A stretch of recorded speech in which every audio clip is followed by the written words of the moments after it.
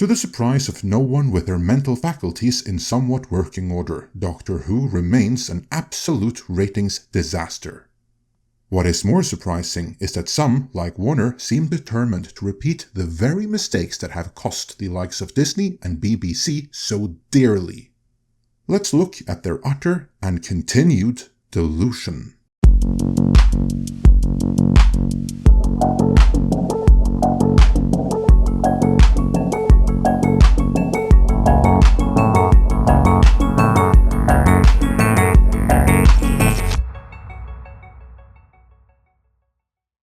This video is sponsored by Black Forest Supplements.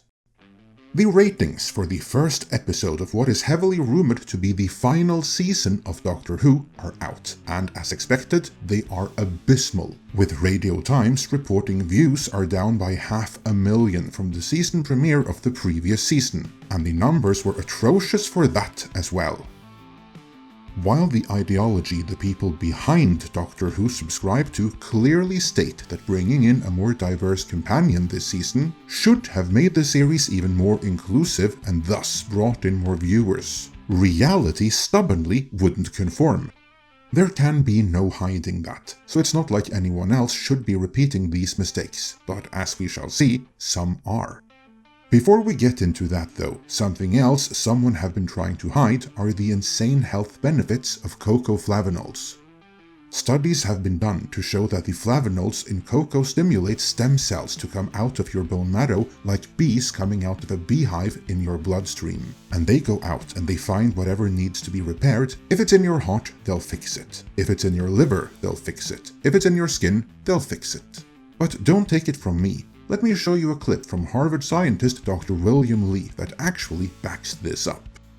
Well, clinical studies have been done with high flavanol cocoa to show that in men who are in their 60s with heart disease, they could actually just have 2 cups of dark chocolate hot cocoa a day for a month. Yeah. And they doubled the amount of stem cells in their bloodstream, and their circulation improved measurably. And then what's even more important and impressive is that there was a study called the Cosmos study that was completed recently that showed that eating high flavanol cocoa decreases the risk of cardiovascular death. Yeah. Right, over a period like a statin. Like a statin, right. Exactly. Except made with by eating the same thing that you use to make chocolate. So we're not telling people to go out to have chocolate, which is a confection, which has got a lot of sugar and all kinds of other stuff in it. Yeah. But it's the stuff underneath it, the core of it. That's right, dark chocolate. But here's the thing. Flavonols are the good stuff found in cocoa beans, but they're usually destroyed during the chocolate making process. That's where Black Forest Supplements comes in. They've created the first ever high flavanol cocoa powder, packed with everything your body actually needs, and it's only 20 calories. I mix it with my coffee or my protein shake, and it tastes amazing. This can naturally support your body's own stem cell production. Meanwhile, Hollywood elites are dropping insane amounts on stem cell injections. Just look at the Golden Globes, where A-listers got $40,000 stem cell facelifts in their gift bags. I've been using this myself, and the results are real. No more brain fog, energy levels are up, and I feel sharper than ever. And guys, let's be honest here. Men need to stay strong, clear-headed, and at their best. No one's coming to save us. That means training hard, building endurance, fueling our bodies right, and making smart supplement choices. To wit, here's what I worked out for you. I've asked my friends at Black Forest to give you guys a special discount, and so they're doing a relaunch deal of 40% off for the next 48 hours. And I highly recommend that you guys go ahead and get it as soon as possible, because this is always out of stock. Take advantage of this offer while you still can. So check the link in the description and pinned comment and stock up now. With that, let's get back into how some, rather than accepting reality, are still beholden to their ideology, even though it's just getting embarrassing at this point, and they still do it at shareholder expense.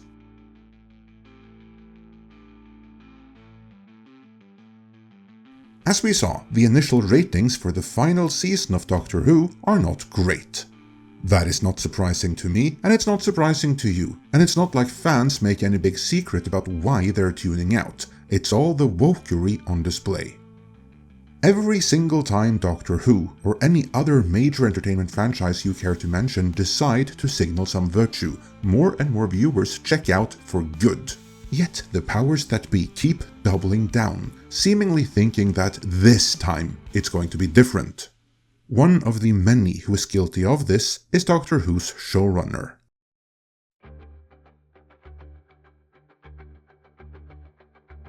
Showrunner Russell T Davies recently defended the show from criticism that it was too woke, which, if we're honest, is just about the only attribute the show has, so when that is under attack, it really has nothing else going for it. He spoke out to BBC Two Radio, but his comments were picked up by Deadline Hollywood in their write-up. Russell T Davies has no time for critics of Doctor Who's wokeness. The piece reads, Russell T Davies is too busy navigating the rules of space and time to humor critics of his show's diversity and inclusion. The Doctor Who showrunner, who previously revived the series in 2005, recently addressed criticism of the BBC and Disney Plus reboot's diversity and wokeness, after stars Ncuti Gatwa and Varado Sethu defended the show. Someone always brings up matters of diversity, and there are online warriors accusing us of diversity and wokeness and of involving messages and issues, said Davies on BBC Radio 2. And I have no time for this. I don't have a second to bear it. Because what you might call diversity, I just call an open door. Well, he may call it that, but in reality, what his open door policy has done is slam the door shut for the built-in fans, as well as for the general audience. The piece continues. Although he admitted he doesn't know if it's conscious to put so much diversity in Doctor Who, or this, I guarantee you. Davies explained, that's life, and I think it's the only way to write. No, that's your life, Mr. Davies, and it's a life that is completely alien to the majority audience. Your lived experience, which I understand formed the basis for the series It's a Sin, about a gay commune in the 80s, might just be a tad atypical compared with the lived experience of most others.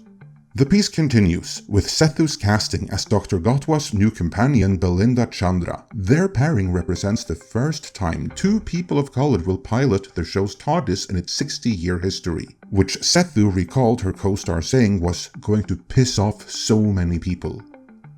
Yeah, that's always a healthy attitude to have, but I do submit that the flamboyancy and the in-your-face virtue signaling are bigger issues here than skin color. One anonymous commenter on Deadline Hollywood's comment section nailed what may be the real motivation for Davies' comments though, writing, implying that the reason for the ratings death spiral is that the people not watching the show anymore are bigots, despite the show having a long history of gay and non-white characters when it was on the top of the ratings, is no way to boost the ratings. He just seems to be preparing a martyr narrative for when the BBC put the show out of its misery. Indeed, for the show is heavily rumored to be on the verge of cancellation, with the star allegedly already having bailed out.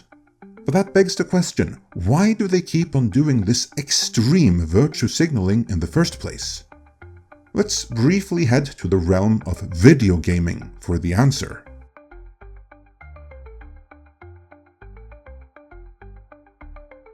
All major entertainment companies have gone woke, but oftentimes they are more vague about why, other than that they want to be good citizens of the world or something like that. Microsoft, however, was a tad more explicit, as they did a whole video explaining their diversity drive and how it would affect independent game developers, in a video presentation to their video game developers.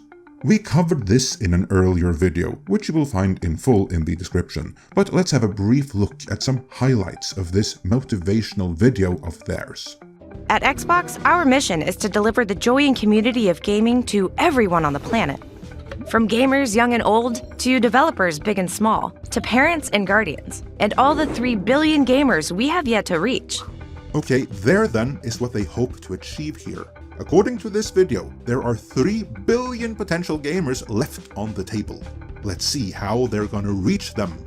Since the creation of Gaming for Everyone in 2015, we've been on a journey to help our teams have the tools, knowledge, and practices to make more inclusive products to meet the needs of those 3 billion gamers. So, how do we get from where we are today to be the industry we want to be tomorrow?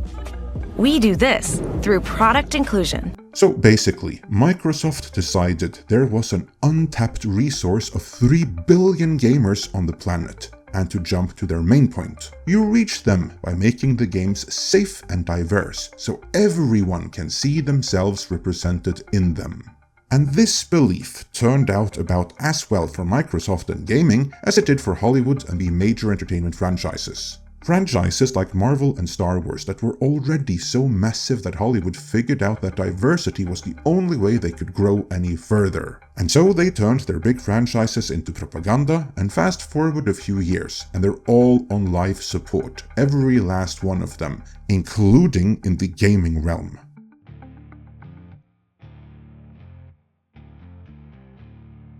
By any objective measure, Marvel will lose more than $300 million on Captain America: Brave New World, and how much they will lose on Thunderbolts and Fantastic Four: First Steps is anyone's guess. But the inclusion of the female Silver Surfette practically assures a few $100 million in losses there as well. Star Wars isn't even a theatrical franchise at this point. All it represents is Disney flushing down hundreds of millions on making streaming series that in the bigger scheme of things, no one watches. In other words, the same ideological framework that has been applied to Doctor Who has been applied to plenty other franchises as well. And the result is always the same, without exception: utter franchise destruction. For another line of evidence that it's not just the audience, but everyone everywhere that has had it up to here with identity-based stunts. Look no further than the backlash against Blue Origin's female-centric flight featuring passengers like Katy Perry and others, whom even the FAA made public. No ladies, you are not astronauts, even if you took up space for an 11-minute joyride. Perry is even strategically cancelling shows, which some have attributed to the backlash. But whatever the truth of that, point is, people are done with identity being pushed to the forefront. Against this backdrop, Warner have bravely decided to sacrifice their Harry Potter series for the cause.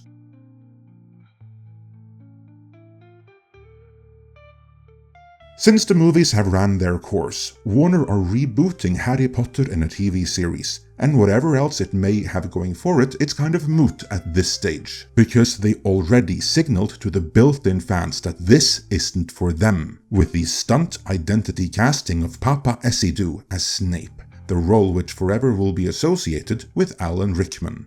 In another climate, in another time, audiences would maybe have been more open to such stunt casting. But after nigh on a decade of wokeness in entertainment, the backlash to this casting announcement was as swift as it was severe.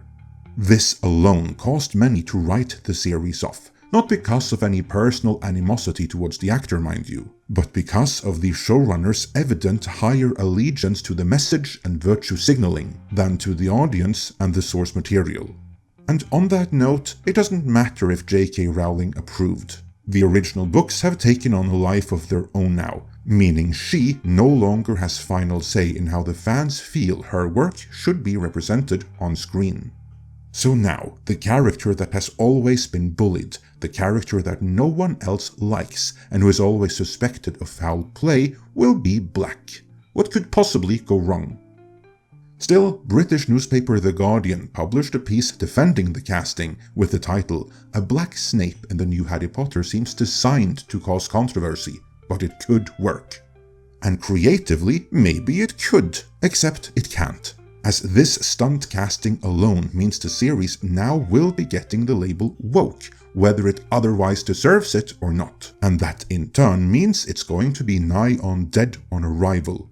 That's what happens when the producers decide to ignore consistent audience feedback in favor of virtue signaling. And we now have a multitude of data which clearly demonstrates that such virtue signaling has no upsides, only downsides. No matter what the ideology says, the actual data is that now, after years of this across the board, the audience see this as woke, and then they stay away in droves. You wouldn't think that the producers would be so happy for their series to be destined to fail, and at shareholder expense at that.